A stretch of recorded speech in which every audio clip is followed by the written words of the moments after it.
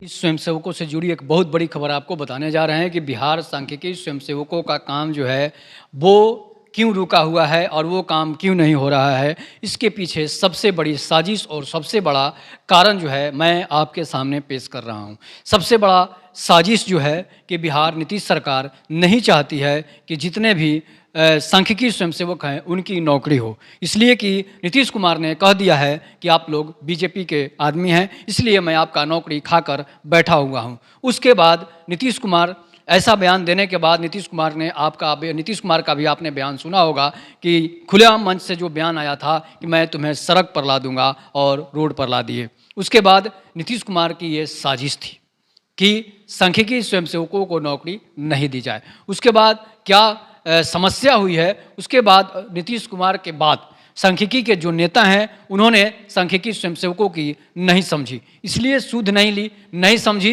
कि वो नेता बनने में रह गए और सांख्यिकी कर्मियों का काम जो है वो रहने से रह गया। इसके बाद जब भी आंदोलन और धरना प्रदर्शन की बारी आती है तो ये नेता कुछ न कुछ बहाना बनाकर चुप हो जाते हैं और सांख्यिकी स्वयंसेवकों के पेट पर लात मार देते हैं। उसके बाद आता है चंदा का दौर। लेकिन जब सांख्यिकी स्वयंसेवक एकजुट होते हैं तो एकजुटता के नाम पर चंदा बटोर ली जाती है, कोर्ट में केस की जाती है और बाकी पैसे जो बचते हैं वो गटक लिए जाते हैं। तो ये सांख्यिकी स्वयंसेवक के नेताओं का काम है। तो इसके बाद फिर भी सांख्यिकी स्वयंसेवक और आंदोलन के लिए आगे बढ़ते हैं तो उनके आंदोलन को दबाने के लिए जो है नेता बीच में आड़े आ जाते हैं। इसलिए आड़े आ जाते हैं कि नेता नहीं चाहते हैं कि सांख्यिकी स्वयंसेवकों का आंदोलन हो और सांख्यिकी स्वयंसेवकों का काम हो जाए। उसके बाद आपके साथ क्या साजिश होती है कि आपको कहा जाता है कि सभी सांख्यिकी कर्मियों का नौकरी नहीं होगा, जो केस किए हैं उनका होगा, कोई कहता है कि जो काम किए हैं उनका होगा।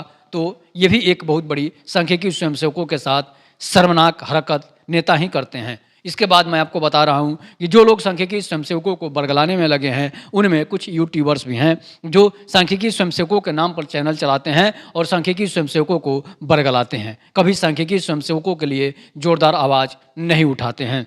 इसके बाद आते हैं कि जब आंदोलन की बारी आती है, धरना प्रदर्शन की बारी आती है तो कभी 8 तारीख को डेट दिया जाता है तो कभी 11 तारीख को डेट दिया जाता है, कभी इसी नाम पर डेट को बढ़ाया दिया जाता है। तो बताइए कि कोई सांख्यिकी स्वयंसेवक जो है कन्फर्म नहीं होगा और इतना जल्दी समय दे देने के बाद किसी के पास समय नहीं होगा तो वो कैसे पटना जुटेगा। और नीतीश कुमार जब तक संख्या बल नहीं दिखाएंगे तब तक आपका काम नहीं हो सकता है। जिसकी जितनी भागीदारी उसकी उतनी हिस्सेदारी कहानी आप रोज़ सुन रहे हैं। और आप जब तक भागीदारी नहीं दिखाएंगे, आप संख्या बल नहीं दिखाएंगे तो फिर आपकी नौकरी कैसे होगी। आप फिर हाथ पर हाथ धर के बैठे रह जाएंगे और तालियां बजाते रह जाएंगे, जिस तरह से सड़कों पर ट्रेनों में लोग तालियां बजाते हैं। तो उन्हीं के कैटेगरी में ये सांख्यिकी स्वयंसेवक हो गए हैं। तो सांख्यिकी स्वयंसेवकों से विनती है, हाथ जोड़कर विनती है, एक अच्छा सा एक लंबा समय दिया जाए कि ताकि 72,000 सांख्यिकी स्वयंसेवक पटना पहुंच जाएं और नीतीश कुमार के आवास से लेकर विधानसभा का घेराव किया जाए,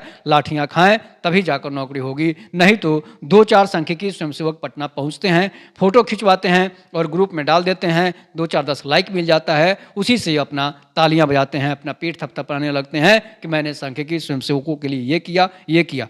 इससे करने से कुछ नहीं होने वाला है। उसके लिए एक बड़ा वोट बैंक आपको जुटाना है, उसके लिए संख्या बल दिखाना है। जब 72,000 सांख्यिकी स्वयंसेवक पटना पहुंचेंगे तभी नीतीश कुमार को दिखेगा कि ये 72,000 लोग 72 लाख वोटों के मालिक हैं, इसलिए कि उनके बाल बच्चे परिवार हैं। तो समझिए कि तभी जाकर जो है नीतीश कुमार के कानों में जूं डेंगेगी, नहीं तो फिर वो कान में तेल डालकर सोए रहेंगे और आपका काम नहीं होगा। इसलिए सभी सांख्यिकी स्वयंसेवकों से आग्रह है कि आप एक बार हुंकार कर पटना पहुंचिए, हुंकार रैली कीजिए, तभी जाकर आपके हुंकार सुनी जाएगी, नहीं तो फिर आप उसी तरह तालियां बजाते रहेंगे। तब तक के लिए नमस्कार, जय हिंद, जय भारत, जय श्री राम।